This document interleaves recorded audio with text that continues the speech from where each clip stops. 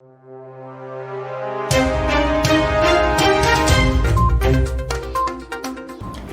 to VARINDIA News Hour. Many universities are struggling to handle increasing cyber threats. Today, data is widely regarded as one of the most valuable assets any business can have. Most understand it has to be fiercely guarded from competitors and other parties unauthorized to access it. Yet, with recent high-profile data breaches highlighting how frequent and damaging a cyber attack can be, it shouldn't be such a surprise that cybercrime is now the fastest-growing economic offense. Data breach is becoming a major concern as universities struggle with cyber threats. Cyber attacks on colleges and universities have been increasing over the years, but the pandemic ushered in a new era of urgency. The attacks pose not just financial risk but also operational risk. Cyber threats have become a major concern across sectors, and education is no exception. There is a 20% increase in cyber threats in the global education sector in the first 3 months of 2022 as compared to the same period in 2021. Data breach of the enquiry list, that is prospective students' details for admission, is one of the primary concerns at several universities. Student and parent details including Aadhaar number, phone number among others are crucial data points for universities and colleges. Along with these, information related to financials such as salaries of faculties and grants received by the university are certain details which are at high risk from cyber attacks.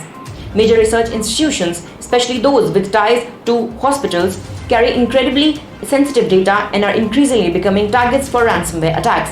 This can be attributed to the fact that most schools are using aging IT infrastructure coupled with vulnerabilities from widespread remote learning, unsecured Wi-Fi connections, untrained user networks, and understaffed IT departments. The CloudSec report revealed that 73% of reported cases involved leak or sale of databases, which included personal identifiable information, website user records, and examination results.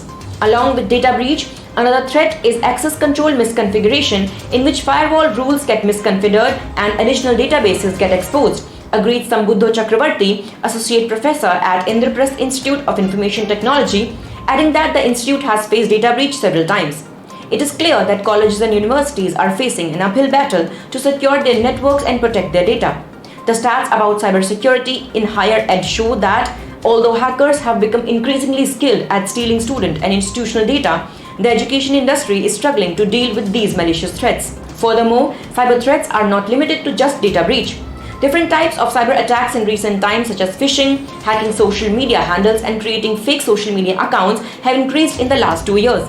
A survey says in 2021, the average time to identify a breach is 212 days, and the average time to contain it is 75 days, totaling a 287-day breach life cycle.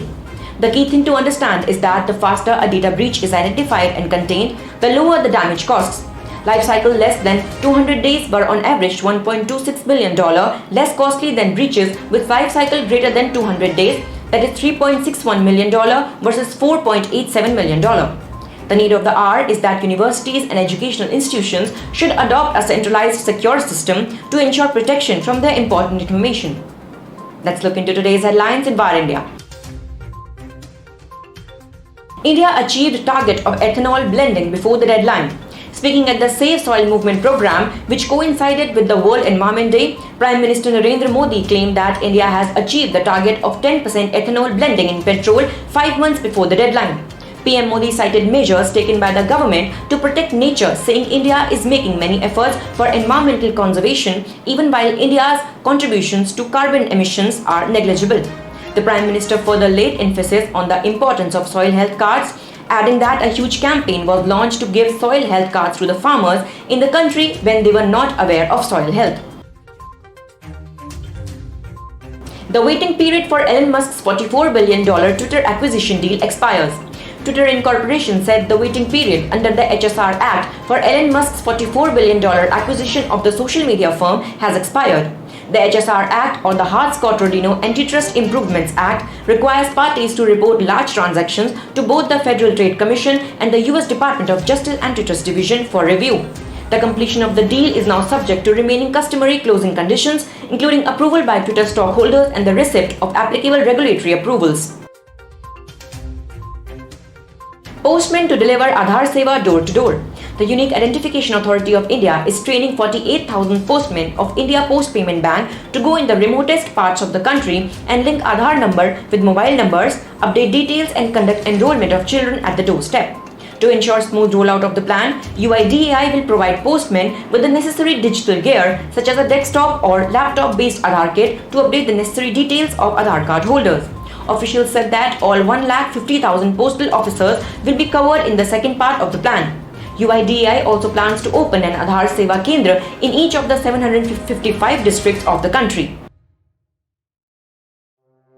CCP-linked Chinese companies found keeping personal data of Indians.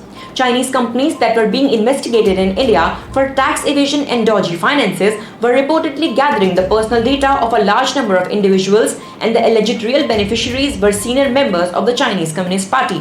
With the growth of the digital sector in India, the Chinese companies found easy access to personal data. As many as 40 non-banking financial companies with links to the Chinese companies may face license cancellation. The registrar of companies have now set up cells across India to probe such reported incidents. WestBengal to convert 3,000 electric buses to CNG-powered. West Bengal Transport Minister Firhad Hakim said that the state government is focusing on adding 2,000 electric buses to its fleet and also converting at least 3,000 diesel-run buses into CNG-powered vehicles in the next few years in a bid to reduce vehicular pollution. Speaking on the use of the compressed natural gas, he said the department is planning to convert 30,000 diesel-run buses to CNG-operated vehicles in a phased manner. Around 80 electric buses are currently plying the roads of Kolkata, and a pilot project for turning 30 fossil fuel-run buses into CNG-operated ones has been completed. That's all for now. Please like, share, comment and subscribe to VARINDIA News Magazine. You can download the VARINDIA app from Google Play Store and Apple App Store for the latest news and updates. Stay tuned. Thank you.